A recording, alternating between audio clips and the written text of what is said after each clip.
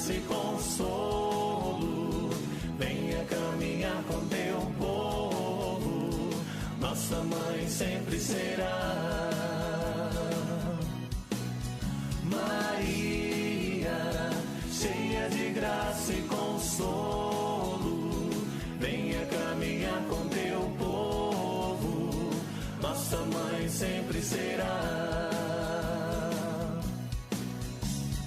Roga pelos pecadores desta terra, roga pelo povo em quem seu Deus espera.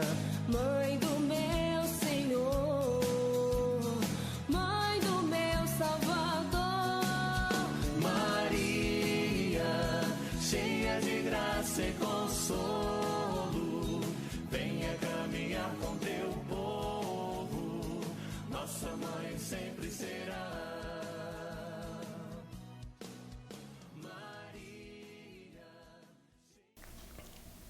Olá! A partir desse encontro, que já é o de número 11, nós vamos começar as nossas considerações já sobre o segundo artigo da nossa profissão de fé, que é quando a gente continua, aquele oração aí do credo, nossos dogmas, as verdades de fé, e em Jesus Cristo, seu único Filho, nosso Senhor. Nós vimos já nos encontros anteriores os inícios desse catecismo e, inclusive, o primeiro artigo da nossa fé em Deus, Criador, que do nada criou o universo, com todo o seu poder e ciência, preparando um lugar paradisíaco, por isso chamado paraíso terrestre, esse planeta maravilhoso, único nas vizinhanças do espaço, preparado para o ser humano. O ser humano que é simbolizado por esse casal, Adão e Eva, que simboliza toda a raça humana existente aqui no planeta, sabe-se lá há quanto tempo, 1 milhão de anos que sejam. Agora, que bom que é a gente saber que, apesar dessa queda da raça humana diante do seu Criador, um pecado de orgulho, porque querendo ser igual a Deus, usando de seu livre-arbítrio, dom de Deus, usando de sua inteligência, dom de Deus, criados à semelhança e imagem de Deus, querem legislar em causa própria, independente das leis de Deus. Com esse pecado de orgulho, esse pecado de origem da raça humana, as portas do céu se fecharam. Mas nesse projeto de Deus, que é um projeto de amor, Deus jamais abandonaria a sua obra-prima. Não abandonando, já ficou a promessa de que viria um Redentor. E aí, aos poucos, com a revelação, nós vamos descobrindo esse maravilhoso projeto de Deus, um projeto de amor. Qual que é esse projeto? Deus que se delicia com os seres humanos, essas suas criaturas, com quem Ele quer conviver. Vejamos que Deus não precisa de ninguém, mas Ele quer precisar de nós. Ele transborda o seu amor para com o ser humano. Ele quer conviver e morar conosco e quer que nós também moremos com Ele. Para isso, Ele sabe que não vai ter como salvar a humanidade inteira, digamos que todos os seres humanos optem por Ele. Porque Deus, que é previdente, Ele já vê tudo, para Ele não existe mistérios, porque Deus, Ele conhece as suas criaturas, porque foi Ele quem os fez. Então Ele sabe que muita gente não vai querer saber dele. E Deus vai respeitar essa opção do ser humano, assim como respeitou a decisão daqueles anjos que se tornaram maus, porque também fizeram a sua opção fundamental para ser inimigos de Deus. Quanta gente é assim? Nós vamos ainda ver isso aqui nessas nossas considerações. O que Deus tem então em mente? Ele sabe que a raça humana não vai permanecer no seu amor, toda ela. Ele precisa, no seu projeto, ele precisa vir aqui para se revelar. Ele precisa vir ao paraíso terrestre. E esse projeto desde sempre, Deus já sabendo que sem Ele estar presente aqui conosco, nós não teríamos condições jamais, pela limitação da nossa razão, de chegar um dia ao seu conhecimento.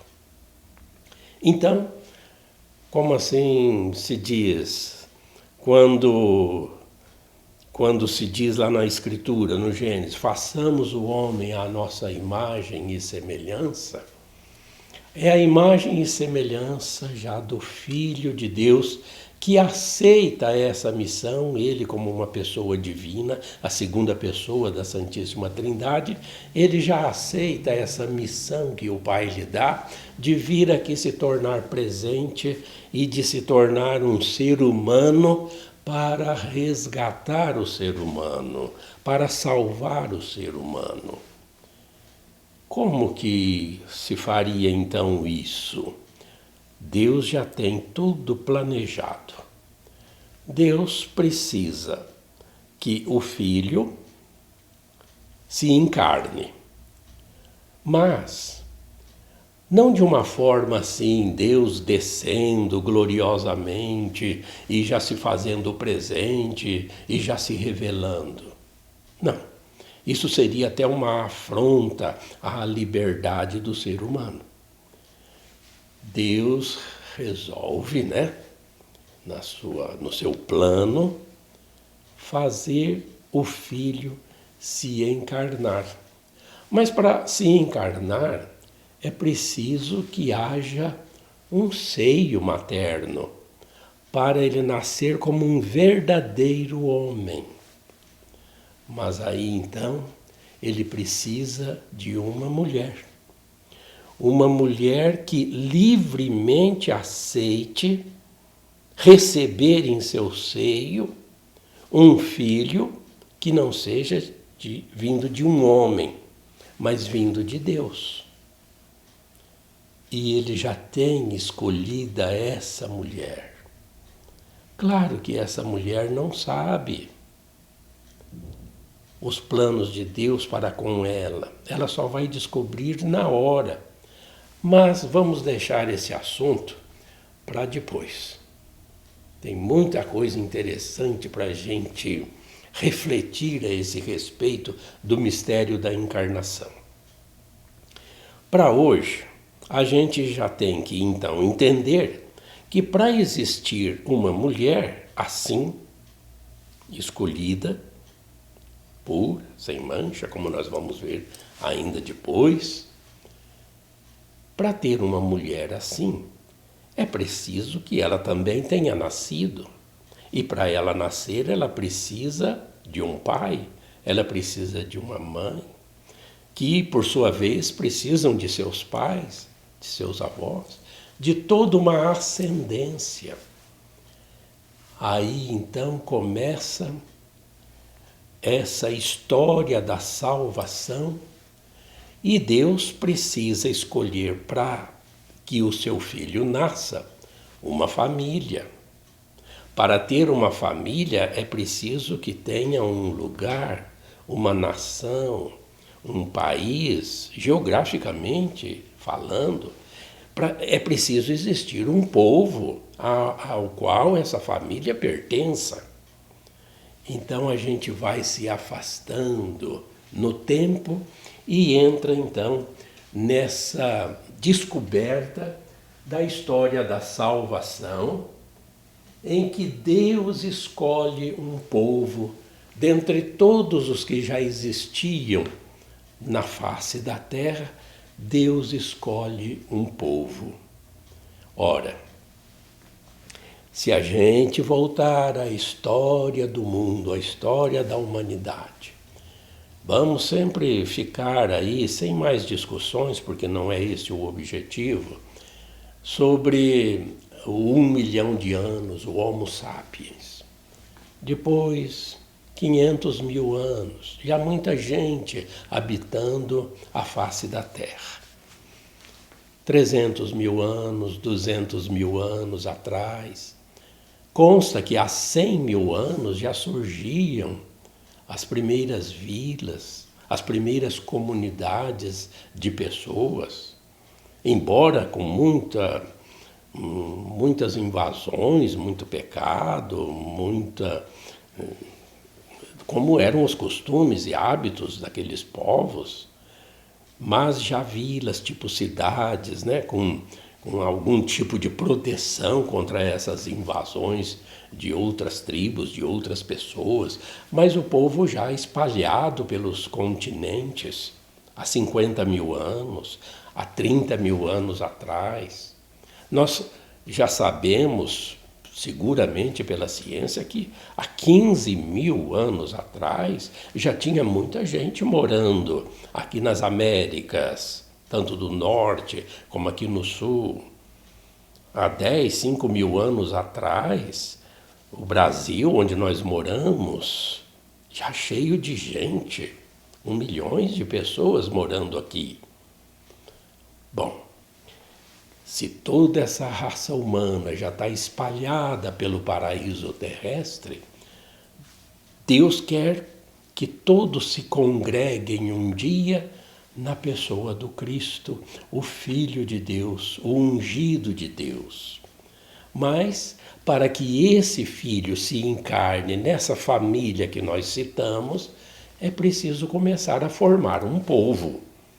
E aí nós temos essa história de Israel, que também não é o objetivo desses nossos estudos aqui, entrar em detalhes de toda a caminhada desse povo, desde os primeiros patriarcas, que seja Noé, que seja Abel, Noé, que são citados no Gênesis, depois Abrão, a partir do capítulo 12 de Gênesis, nós temos aqueles patriarcas, Abraão, Isaac, Jacó.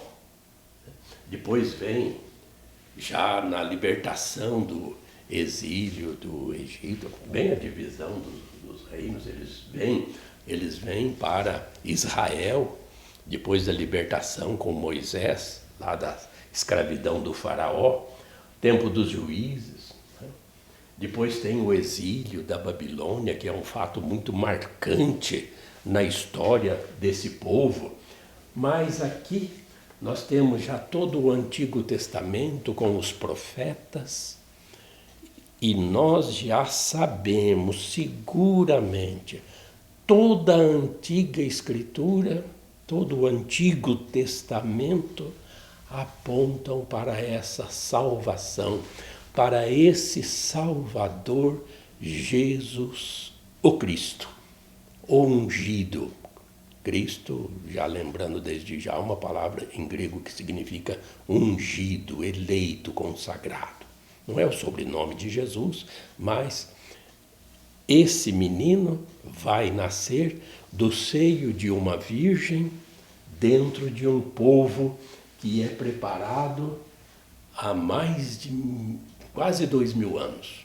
Dizem, né, que consta que Abraão, Isaac, Jacó deve ter a sua existência ali pelos idos de 1800 a 1600 antes de Cristo, e inclusive com toda a história que é muito interessante que a gente conheça. Por quê? Porque nós precisamos conhecer a história também de Israel, lendo também o Antigo Testamento. Por quê? Porque nós fomos inseridos nesse povo por Jesus Cristo.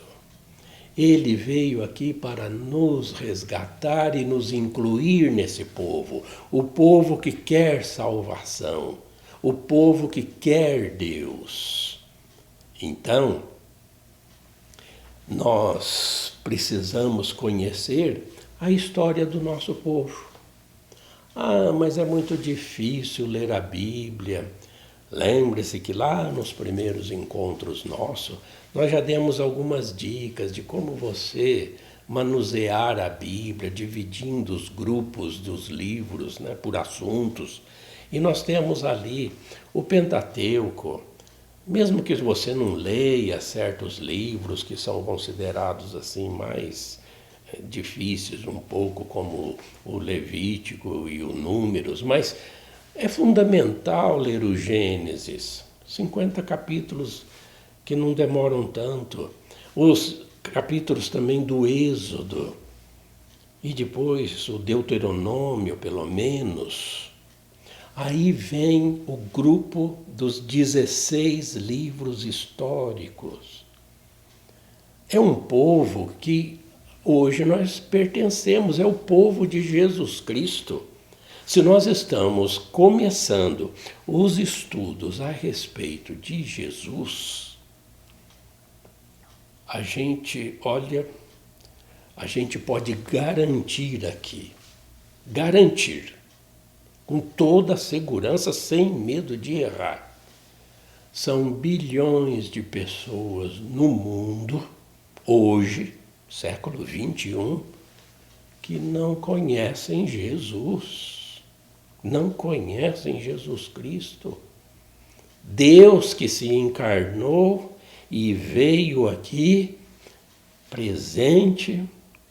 Tem tanta coisa para a gente falar a respeito de Jesus de agora em diante, mas é uma falta de consideração de muitos, olha, até cristãos, hein? E olha que até cristãos católicos, como a gente lá no começo já disse uma vez, a gente não custa repetir.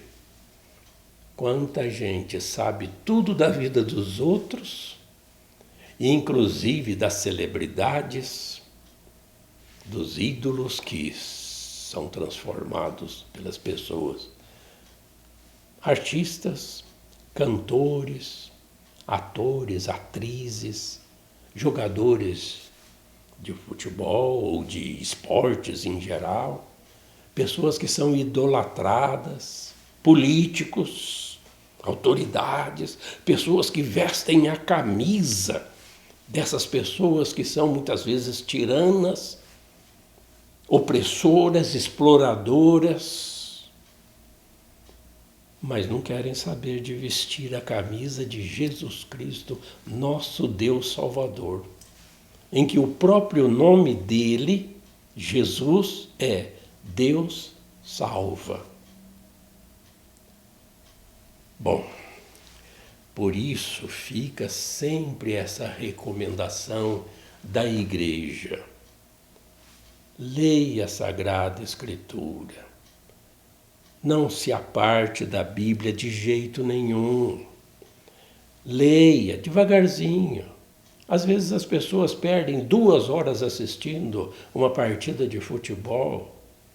Perdem também um tempão vendo novelas e não conseguem ler, né, a Sagrada Escritura, ou pelo menos procurar de uma outra forma, né, aumentar o conhecimento, aumentar a sua fé através do conhecimento de Deus. E quanto mais a gente conhece, mais a gente ama. Depois, né, nós temos aqui toda essa história do Saul, do Davi, rei Davi.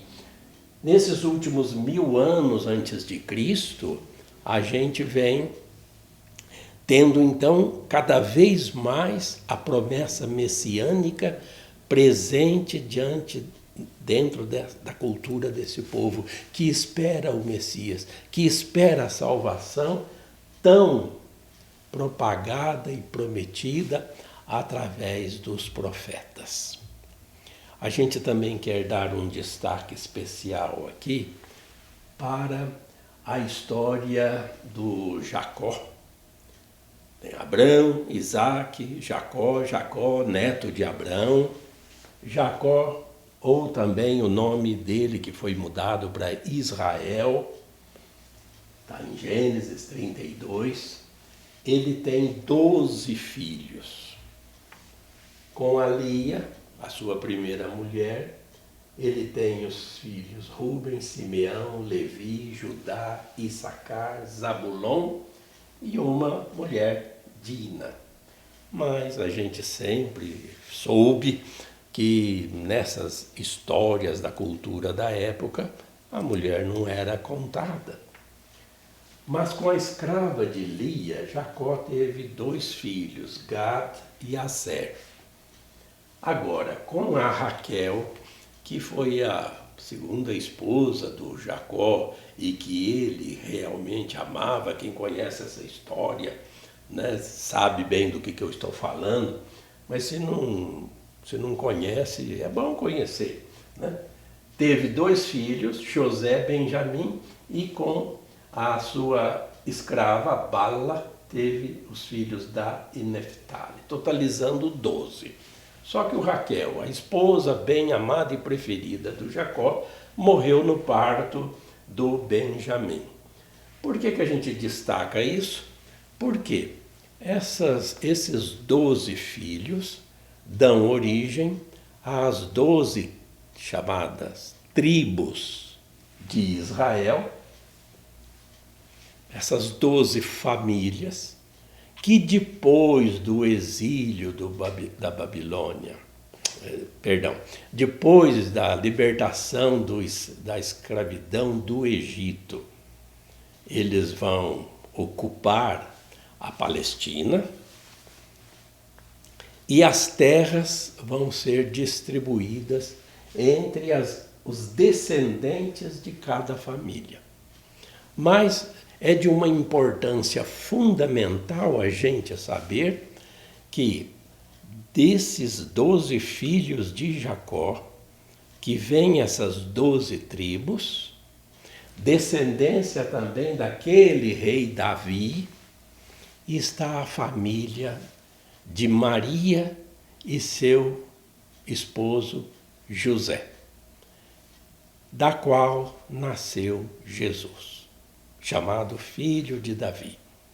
Ou seja, Jesus, o nosso Salvador, ele está inserido nesse povo de Deus, que teve tantas tribulações aí, nesses séculos todos, mas é nesse povo, numa família desse povo, que o nosso Deus, a segunda pessoa da Santíssima Trindade, se encarna.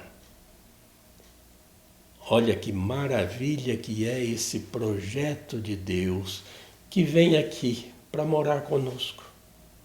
Esse Deus que nos promete uma felicidade para nós inimaginável eternamente, se a gente aderir ao seu Filho Jesus. A gente entra nesse povo. Nós temos muito para aprender quando a gente se envolve nesse projeto de Deus, que é a história da salvação. Hoje, nesse encontro, apenas a gente fez uma introdução a esse mistério da encarnação, que é um projeto de Deus de sempre, porque Deus, na sua eternidade, sempre teve esse projeto de nos criar e de um dia a gente morar com Ele morar conosco, com as suas criaturas preferidas.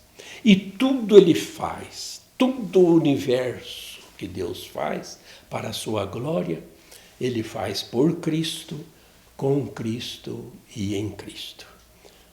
Aí vem então esse Novo Testamento, a revelação definitiva de Deus para conosco.